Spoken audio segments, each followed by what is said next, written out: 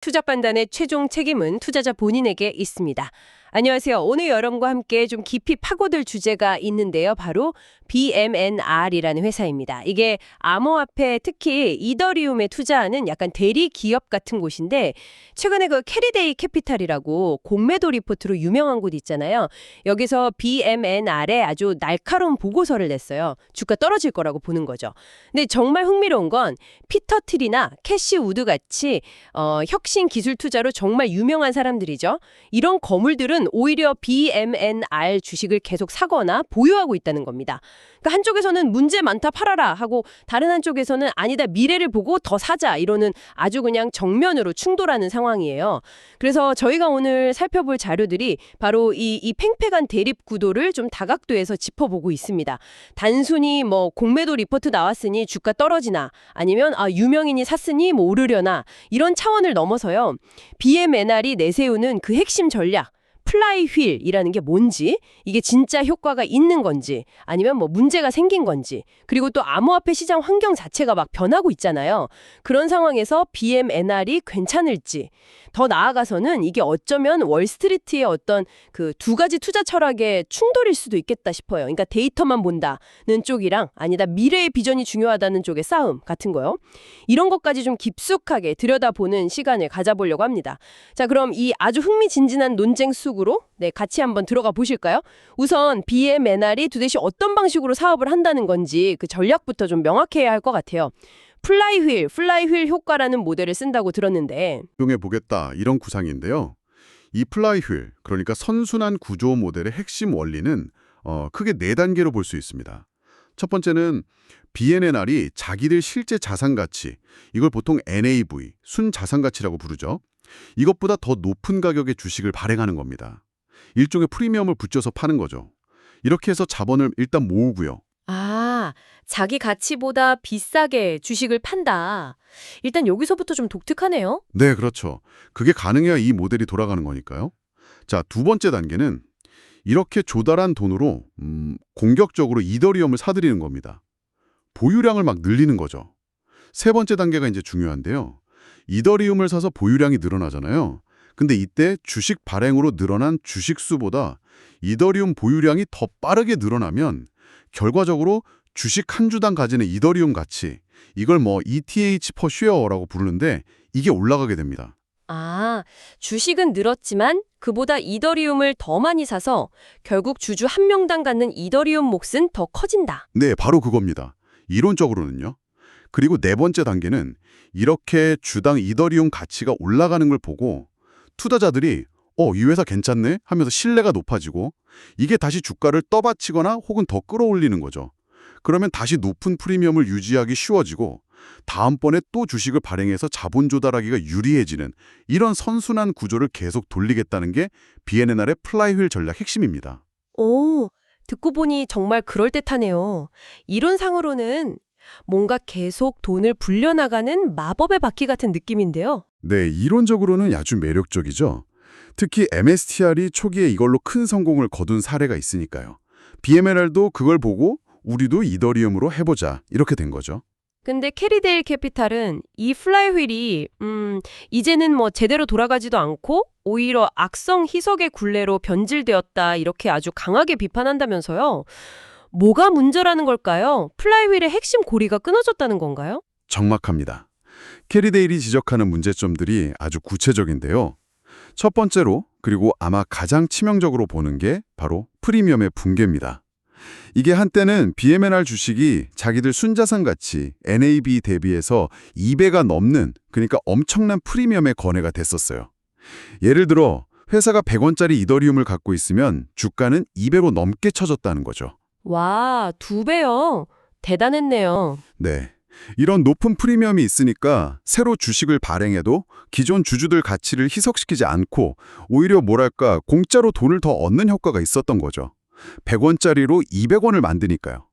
그런데 캐리데일 리포트가 나올 시점에는 이 프리미엄이 1.2배 수준까지 아주 그냥 뚝 떨어졌다는 겁니다. 2배에서 1.2배면 엄청나게 줄어든 거네요. 그렇죠. 프리미엄이 이렇게 낮아지면 신주 발행으로 얻는 이득이 확 줄어듭니다. 예전에는 100원 가치로 200원짜리 주식을 찍었는데 이제 120원짜리밖에 못 찍는다면 똑같은 양의 이더리움을 사려면 주식을 훨씬 더 많이 발행해야 하잖아요. 이건 뭐 필연적으로 기존 주주들의 지분 가치를 희석시키는 결과를 낳게 됩니다. 플라이휠 엔진의 출력이 확 떨어진 거죠. 아, 프리미엄이 낮아지니까 자본 조달 효율이 떨어지고 그 과정에서 기존 주주들이 손해를 볼 수 있다. 네, 이해가 됩니다. 그럼 두 번째 근거는 뭔가요? 두 번째 근거는 이렇게 프리미엄이 낮아졌음에도 불구하고 BMNR이 엄청나게 공격적으로 자금을 조달했다는 점. 그런데 그 결과가 좋지 않았다는 겁니다. 캐리데일에 따르면 BMNR이 불과 3개월 만에 1,000억 달러, 이게 우리 돈으로 하면 거의 13조 원이 넘는 어마어마한 규모의 신주를 발행했다는 거예요. 3개월에 13조요? 와, 정말 공격적이네요.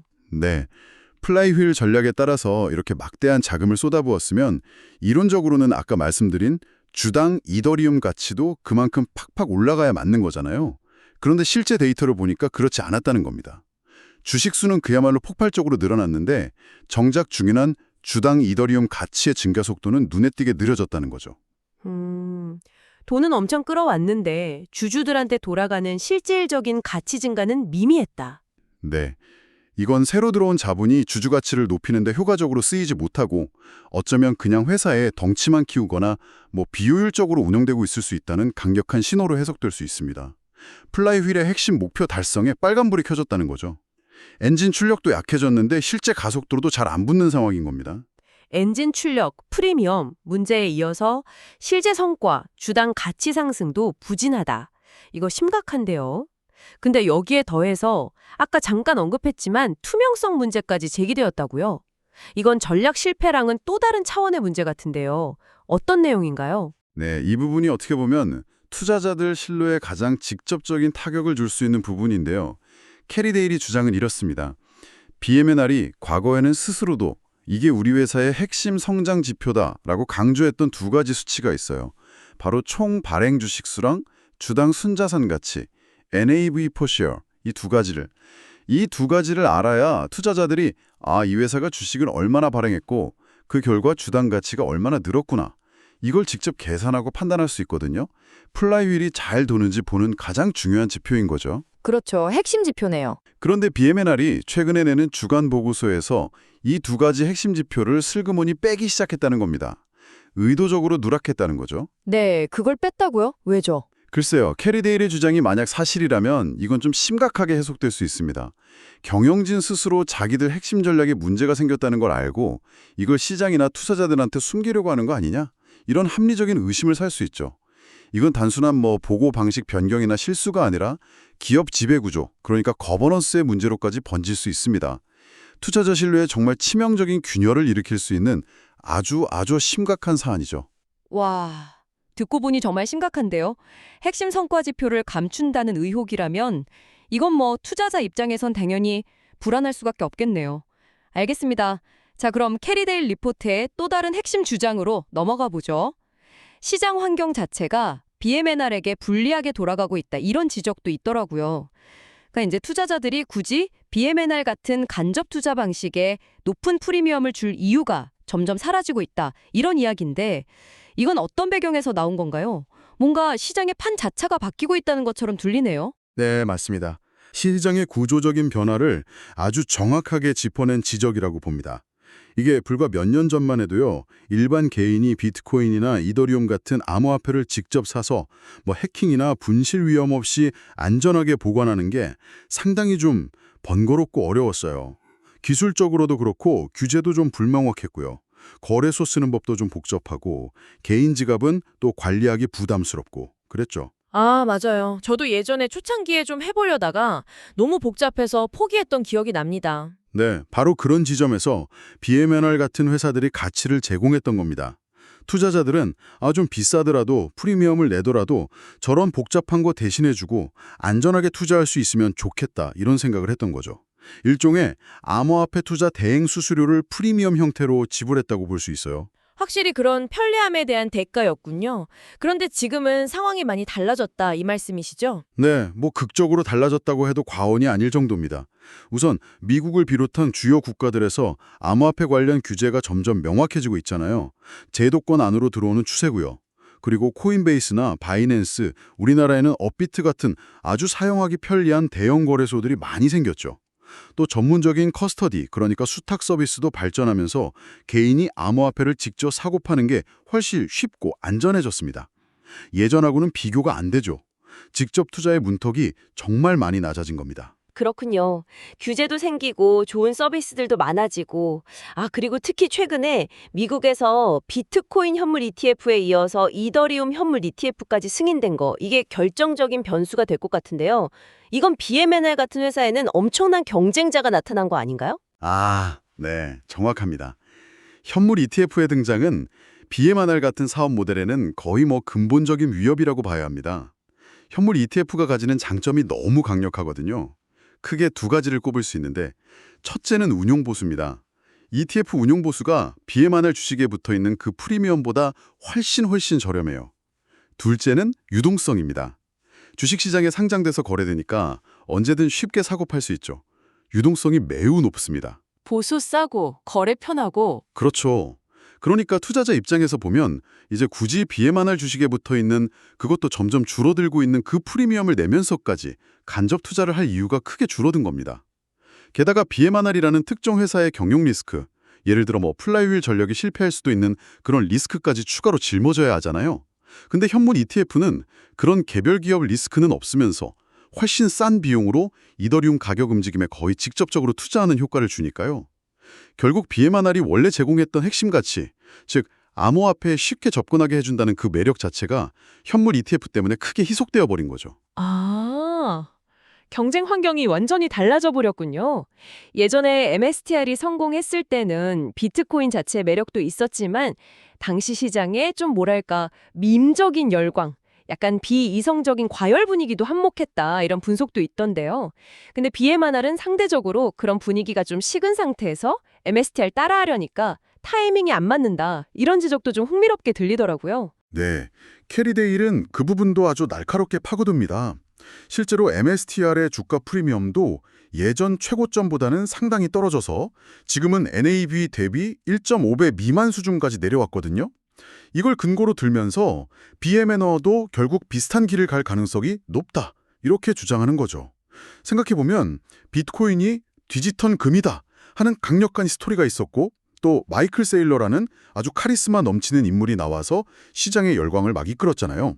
그런 시기랑 비교하면 지금 이더리움이나 BMNR에는 그 정도의 어떤 폭발적인 관심이나 밈적인 요소가 좀 부족하다는 분석입니다. 그러니까 BMNR은 어떻게 보면 MSTR이 누렸던 어떤 천운이나 시대적 배경 없이 이미 좀 약효가 떨어지기 시작한 전략을 뒤늦게 따라하고 있는 거 아니냐, 이런 비판으로 이어질 수 있는 거죠. 네, 들어볼수록 캐리데일의 분석이 상당히 논리적이고 또 데이터에 기반하고 있다는 생각이 강하게 듭니다. 조목조목 반박하기가 쉽지 않아 보이는데요. 그런데 말이죠, 이 문제를 조금 더 깊이 들어가 보면 이게 단순히 BMNR이라는 한 회사의 좋고 나쁨 이런 문제를 넘어서는 것 같아요. 월스트리트에서 항상 벌어지는 두 가지 다른 투자 철학이 부딪히는 모습이 보인달까요? 캐리데일 캐피탈은 방금 저희가 쭉 이야기 나눈 것처럼 철저하게 현재 눈에 보이는 데이터, 재무제표, 주식 발행 데이터, NAV 프리미엄 추이, 이런 측정 가능하고 검증 가능한 지표에만 딱 집중하는 반칙인 거죠. 그렇습니다. 캐리데일의 접근이라는 식은 아주 전형적인 가치 투자 혹은 행동주의적 공매도의 관점이라고 할 수 있습니다. 객관적인 데이터를 아주 면밀하게 분석해서 기업의 현재 가치를 평가하고 거기서 문제점을 찾아내는 거죠.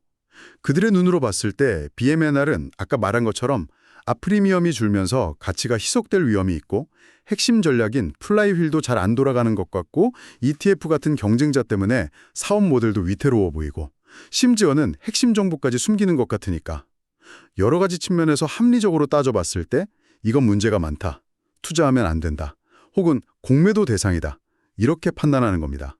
딱 숫자가 진실이다, 이런 철학에 가깝다고 볼 수 있겠죠. 정말 냉철하네요.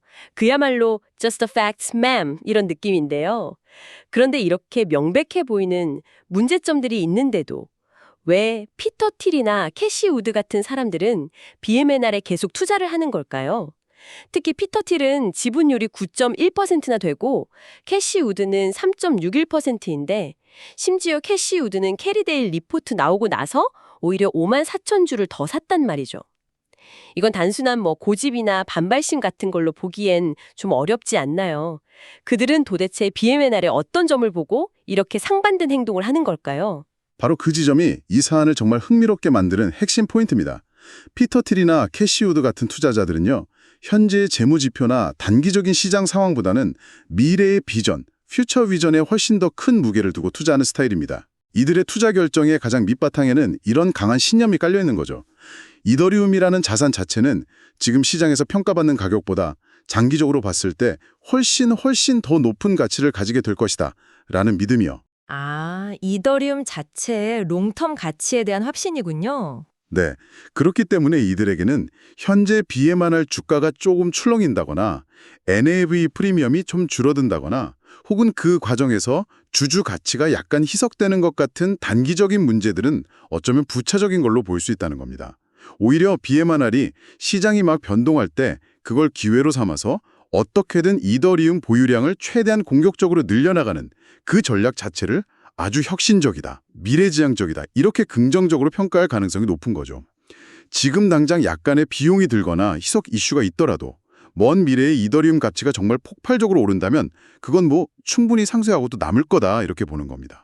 아하, 그러니까 단기적인 재무 데이터의 노이즈보다는 장기적인 자산 가치 상승이라는 큰 그림과 그걸 극대화하려는 경영진의 전략 자체에 베팅하고 있다. 이런 해석이군요. 네, 그리고 한 가지 더 중요한 포인트를 짚어볼 수 있는데요. 이들은 아마 BMNR 경영진을 단순히 그냥 이더리움 사서 묵혀두는 그런 수동적인 자산관리자, 패시브 애셋 매니저로 보지 않을 거라는 점입니다. 오히려 암호화폐 생태계 전반에 대한 아주 깊은 이해와 전문성을 가지고 있고 또 이 변화무쌍한 시장 상황에 아주 능동적으로 대응하면서 장기적인 관점에서 이더리움 보유 가치를 극대화할 수 있는 능력, 그런 걸 갖춘 액티브 플레이어라고 신뢰하고 있을 가능성이 높다는 거죠. 경영진의 능력에 대한 믿음이군요. 그렇죠. 단순히 자산만 보는 게 아니라 그 자산을 운용하는 사람들의 전문성, 비전, 그리고 실행 능력 자체에 대한 믿음, 이것도 투자의 아주 중요한 근거가 될 수 있다는 겁니다. 그렇다면 캐시 우드가 캐리데일 리포트가 딱 나오자마자 보란듯이 추가 매수를 하는 행동은 그런 맥락에서 보면 정말 상징적인 행동이었겠네요. 단순한 주식 매입 그 이상으로 시장 전체에 던지는 어떤 강력한 메시지가 담겨져 있다고 봐야 할까요? 바로 그렇습니다. 캐리데일이 아주 논리정연하게 데이터들을 들이밀면서 이거 문제 있다 라고 비판했는데 거기에 정면으로 아니다 라고 맞서면서 우리 아크인베스트의 투자 철학은 흔들리지 않는다. 그리고 이더리움과 BNMR의 장기적인 미래에 대한 우리의 믿음은 확고하다. 이걸 시장에 아주 강력하게 보여주는 시그널이었죠.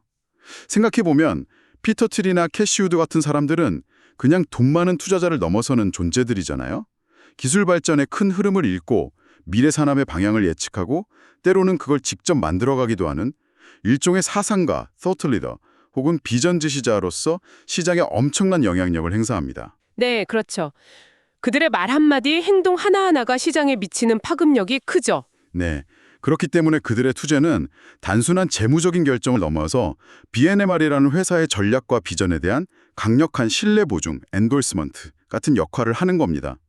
캐리데일이 제기한 아주 냉철하고 합리적인 비판들을 상쇄시키면서 시장 참여자들에게 저런 시각도 있네? 저런 거물들이 저렇게 믿는 데는 이유가 있지 않을까? 하는 강력한 반대 이야기, 카운터 내러티브를 만들어내는 힘을 보여주는 거죠. 이게 바로 비저너리 캐피탈, 즉 미래 비전에 투자하는 자본의 힘이라고 할 수 있겠습니다. 와, 정말 흥미로운 구도입니다. 데이터 기반의 합리주의 대 미래의 비전 중심주의. 양쪽의 논리가 다 일리가 있어서 어느 한쪽의 손을 쉽게 들어주기가 어렵네요. 자, 그럼 지금까지 나온 이야기들을 한번 종합적으로 정리해 볼 필요가 있겠습니다. 이 BMNR 사태는 보니까 여러 차원의 문제들이 아주 복잡하게 얽혀 있는 것 같아요. 첫째는 BMNR의 핵심 성장 엔진이었던 플라이휠 전략이 프리미엄 축소 때문에 힘을 잃고 잘못하면 오히려 악성 희석의 함정에 빠질 수 있다는 어떤 재무적인 차원의 위험성, 이게 하나 있고요. 네, 그렇죠. 재무적 위험. 둘째는 현물 ETF 같은 더 편리하고 저렴한 직접 투자 수단들이 나오면서 BMNR의 사업 모델 자체가 좀 시대에 뒤떨어지거나 앞으로 계속 유지되기 어려울 수도 있다는 어떤 전략적인 차원의 의문. 맞습니다. 사업 모델의 지속 가능성 문제죠. 셋째는 아까 얘기 나왔던 것처럼 핵심 성과 지표 공개를 줄였다는 의혹, 이걸로 불거진 어떤 기업 거버넌스, 즉 경영 투명성 차원의 문제, 이것도 무시할 수 없고요. 네, 신뢰의 문제죠. 거버넌스 이슈. 그리고 이 모든 논란의 가장 밑바닥에는 넷째로 지금 당장 검증 가능한 데이터와 현재 가치를 가장 중요하게 생각하는 월스트리트의 전통적인 합리주의 투자 철학하고 아직 실현되지는 않았지만 미래의 세상을 바꿀 만한 혁신 가능성에 과감하게 돌을 거는 비전 중심주의 투자 철학 사이의 어떤 근본적인 충돌, 이게 자리 잡고 있다는 심리적이고 철학적인 차원의 대립, 이렇게 좀 요약해 볼 수 있을 것 같습니다. 와, 정말 깔끔하게 정리를 잘해주셨네요. 네, 복합적인 문제들이 얽혀 있습니다. 실제로 캐럴데일 리포트가 발표된 이후에 BMNR 주가가 63달러에서 60달러 선으로 약간 떨어지긴 했지만 폭락하진 않았잖아요. 이건 어쩌면 시장 참여자들이 지금 양쪽의 주장을 다 심각하게 받아들이면서 어느 쪽 논리가 더 맞을지 신중하게 저울질하고 있다, 이런 증거로 해석할 수도 있겠네요. 네, 아주 정확한 해석이라고 봅니다. 시장이 아직 명확한 방향을 딱 정하지 못하고 양쪽의 힘겨루기를 지켜보고 있다는 방증이겠죠. 이 BMNR 사례는 그래서 단순히 어떤 특정 기업의 투자 매력도를 분석하는 걸 넘어서 여러분께 아주 중요한 점을 시사한다고 생각합니다. 그게 뭐냐면 BMNR의 미래 주가는 단순히 이더리움 가격이 오르냐 내리냐 여기에만 달려있는 게 결코 아니라는 점입니다. 물론 이더리움 가격 중요하죠. 하지만 그것만으로는 설명이 안 된다는 거예요. 저희가 지금까지 함께 살펴본 것처럼 회사의 재무 건전성이 앞으로 어떻게 변할지, 플라이휠이 다시 돌 수 있을지, 사업 전략이 지금의 시장 환경에서도 여전히 유효할지, ETF와의 경쟁에서 살아남을 수 있을지, 경영진이 투명하게 정보를 공개하고 투자자들의 신뢰를 회복할 수 있을지, 그리고 가장 흥미로운 지점인데 투자자 커뮤니티 안에서 과연 어떤 이야기, 어떤 내러티브가 더 설득력을 얻고 지배적인 관점으로 자리 잡을지, 즉 캐리데일이 마다는 데이터 기반의 현실적 문제점에 대한 이야기가 더 먹힐지 아니면 틸이나 우드가 대변하는 미래 혁신과 비전에 대한 믿음 이야기가 더 강하게 작용할지 이런 다양한 차원들의 힘겨루기가 복합적으로 작용해서 BMNR의 미래가 결정될 거라는 거죠. 결국 시장 참여자들이 최종적으로 어떤 서사, 어떤 스토리를 선택하느냐의 문제로 귀결될 수도 있겠군요. 난 냉철하고 합리적인 분석. 이걸 더 신뢰하고 따를 것인가? 아니면 피터 틸과 캐시 우드가 보여주는 것처럼 당장의 어려움이나 데이터상의 문제점에도 불구하고 이더리움이라는 자산과 BMNR이라는 회사가 가진 혁신적인 미래 가치에 대한 그 믿음, 여기에 더 무게를 둘 것인가? 이 선택의 결과가 앞으로 BMNR의 운명을 가할 가능성이 매우 높다고 생각합니다. 그리고 이런 현상은 특히 기술주나 암호화폐처럼 혁신적이고 변동성도 크고 미래 예측도 어려운 분야에서 투자가 어떻게 이루어지는지 그 본질을 아주 상징적으로 보여주는 매우 흥미로운 지점이라고 할 수 있어요. 즉 객관적으로 측정 가능한 데이터가 주는 명확성, 이것과 아직 실현되지는 않았지만 사람들을 끌어당기는 강력한 미래 비전, 이 둘 사이에는 항상 끊임없는 긴장 관계가 존재하거든요. 그리고 그 사이에서 투자자들이 각자의 신념과 분석, 때로는 감정에 따라 어떤 판단을 내리는지 이 과정을 아주 생생하게 보여주는 연구 사례라고 할 수 있겠습니다. 어떻게 보면 프리미엄이나 주가라는 현상 자체가 단순히 현재 가치를 반영하는 숫자인지 아니면 미래 가치에 대한 집단적인 기대 심리가 만들어낸 어떤 상징인지 그 해석을 둘러싼 싸움이라고 볼 수도 있겠네요. 네, 정말 그렇네요. 객관적인 데이터와 강력한 비전 사이의 끊임없는 긴장 관계. 자, 오늘 BMNR을 둘러싼 이 흥미로운 논쟁을 따라가다 보니 결국 우리 모두에게 이런 근본적인 질문을 던지게 되는 것 같습니다. 미래의 가치를 평가하고 또 투자 결정을 내릴 때 우리는 지금 당장 손에 잡히고 눈에 보이는 명확한 데이터, 검증된 수치들, 여기에 더 큰 비중을 두어야 할까요? 아니면 당장은 좀 불확실하고 증명되지 않았더라도 세상을 바꿀 만한 잠재력을 가진 그런 혁신적인 비전과 그 가능성에 더 과감하게 베팅해야 하는 걸까요? 그리고 이 거대한 시장이라는 것은 궁극적으로 이 두 가지 서로 다른 논리 중에서 어느 쪽의 손을 들어주게 될까요? 오늘 저희와의 대화를 통해 얻으신 여러 정보와 관점들을 바탕으로 이 질문에 대한 여러분 각자의 답을 한번 진지하게 고민해 보시는 것도 오늘 저희 이야기를 마무리하는 아주 의미 있는 방법이 될 것 같습니다. 항상 여러분의 성공 투자를 기원합니다. 내용이 좋으셨다면 구독, 좋아요 부탁합니다.